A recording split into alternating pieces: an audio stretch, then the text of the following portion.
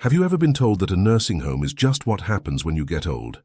That once you can't keep up with the house, once your knees give out, once your kids are too busy, there's really only one place left to go. But here's what the numbers actually say. Over 11 million Americans over the age of 65 now live alone. And for many of them, the default answer is a nursing home. The median cost of a nursing home in this country is over $9,000 a month. In states like Connecticut, Massachusetts, and New Jersey, it can climb well past $15,000, and that's for a semi-private room, not even your own space. And yet, for most families, a nursing home still feels like the only option.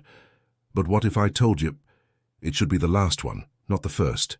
Now I know what some of you are thinking. You're thinking, wait, what else is there? I can't live alone forever. My kids have their own lives, and I don't have the money for some luxury retirement village. You're right. That's the hardest part. Feeling stuck between options that don't really feel like options at all. So today I want to walk you through 3 alternatives that thousands of seniors are already choosing. Real places, real people, real costs, not theories, not dreams. If this matters to you or someone you love, hit subscribe and leave a like. Let's begin. Let me tell you about a woman I'll call Eleanor. She's 74. She spent more than 30 years as a librarian in Portland, Oregon. Her husband passed away 6 years ago, and since then she's been living alone in the same house they shared for decades. Her 2 children live out of state. They call her every Sunday. They love her deeply. But they also have their own families, their own mortgages, their own problems. They can't move back, and Eleanor refuses to ask them to. At first, she tried staying with her daughter in Denver for a few months, but she felt like a guest in someone else's life. She couldn't cook what she wanted, couldn't watch her shows, couldn't go for a walk without someone worrying. Eventually, she told her daughter, "I love you, but I need my own front door." Then she tried hiring a live-in home care aide. It cost her about $5,500 a month. Someone to help with meals and medications and light cleaning. But the aide changed 3 times in 5 months. Every time Eleanor had to start over, explain her routines, her allergies, where things go. It was exhausting. Eventually, her children suggested a nursing home. Eleanor agreed to try it. She lasted 3 days. She said the hallways smelled like cleaning products and loneliness. She shared a room with a stranger who kept the TV on 24 hours a day. Nobody called her by name. She was room 214. Bed B. And here's the thing, Eleanor's experience isn't unusual. According to a federal report, 90% of nursing homes in the United States report staffing shortages.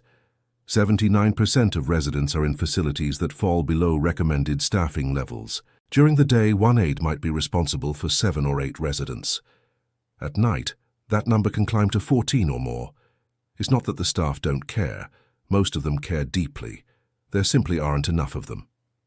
So what did Eleanor do? She found something most people have never heard of. It's called an adult family home. An adult family home is a regular house in a regular neighborhood. It's licensed to care for 2 to 6 residents. And a trained caregiver actually lives there.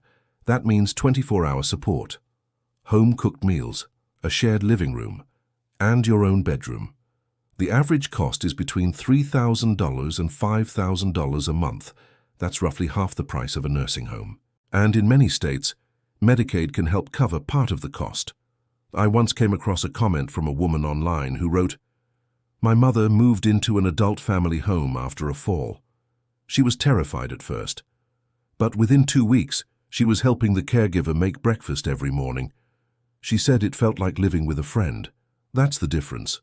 It's not a facility. It's a home that happens to have help. Now, adult family homes aren't perfect. Availability varies by state, and not every home is well run. You have to visit, ask questions, check reviews. But for someone like Eleanor, someone who wants care without losing her identity, it's a real option. The second alternative is something called senior co-housing. And this one is a little different. In a co-housing community, you have your own private unit, your own kitchen, your own bathroom, your own front door, but you also share common spaces. A big kitchen for group dinners, a garden, a workshop, a library. The key difference is that the residents themselves design and run the community.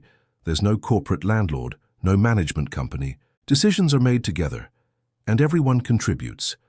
One well-known example is Golden Fields Village in Boulder, Colorado. It opened in 2007 with 16 units, all for residents 55 and older.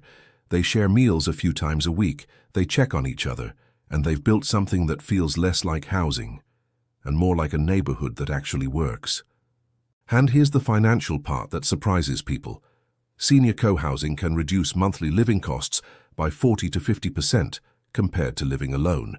Shared utilities, shared maintenance, bulk purchases, group insurance plans. It all adds up. I spent time reading forums from people who live in these communities, and one thing kept coming up. They didn't move there because they had to. They moved there because they wanted to, because they were tired of being alone in a house full of memories. There's something powerful about that, choosing community not out of desperation, but out of desire. Of course, there are limitations. Senior co-housing communities are still relatively rare. They're mostly concentrated in Western states, and they require a certain personality. You have to be willing to participate, attend meetings, be a neighbor in the fullest sense. But for the right person, it can be transformative. The third alternative is perhaps the most accessible. It's called the village model. Here's how it works. You stay in your own home, you don't move anywhere. But you join a membership-based community, usually run by a non-profit, that connects you with volunteers and services. The annual fee is typically between $200 and $500 a year. And for that, you get access to things like rides to doctor appointments, help with groceries, home repairs, technology support, and regular social events. There are now over 350 villages operating across the United States. Some are in big cities, some are in small towns. And they're growing. Because the idea is simple. You don't have to leave your life behind to get help living it.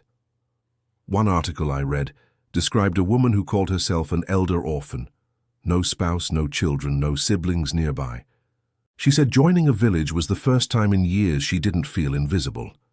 The village model doesn't replace medical care or full-time assistance.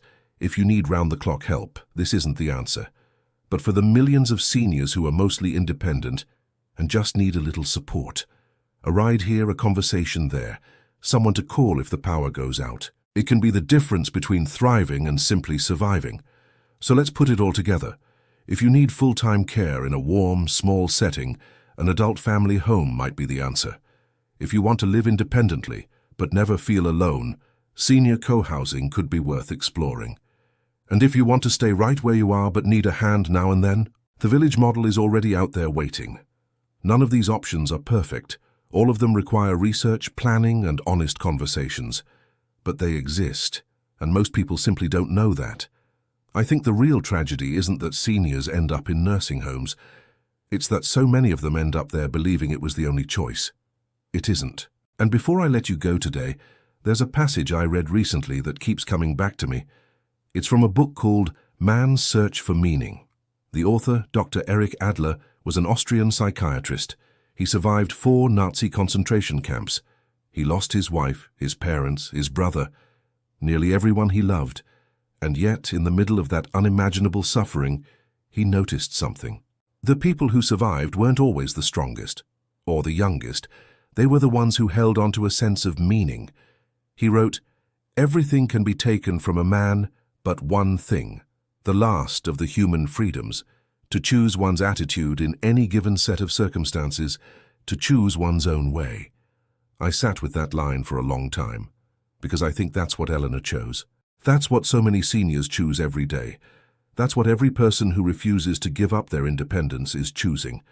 Not the easiest path, not the cheapest, but their own. Dr. Adler also wrote, "When we are no longer able to change a situation, we are challenged to change ourselves." Maybe that's what getting older really is. Not a problem to solve, but a challenge to meet on your own terms. If this meant something to you today, share it with someone who might need to hear it. And if you haven't yet, subscribe. I'll see you in the next one.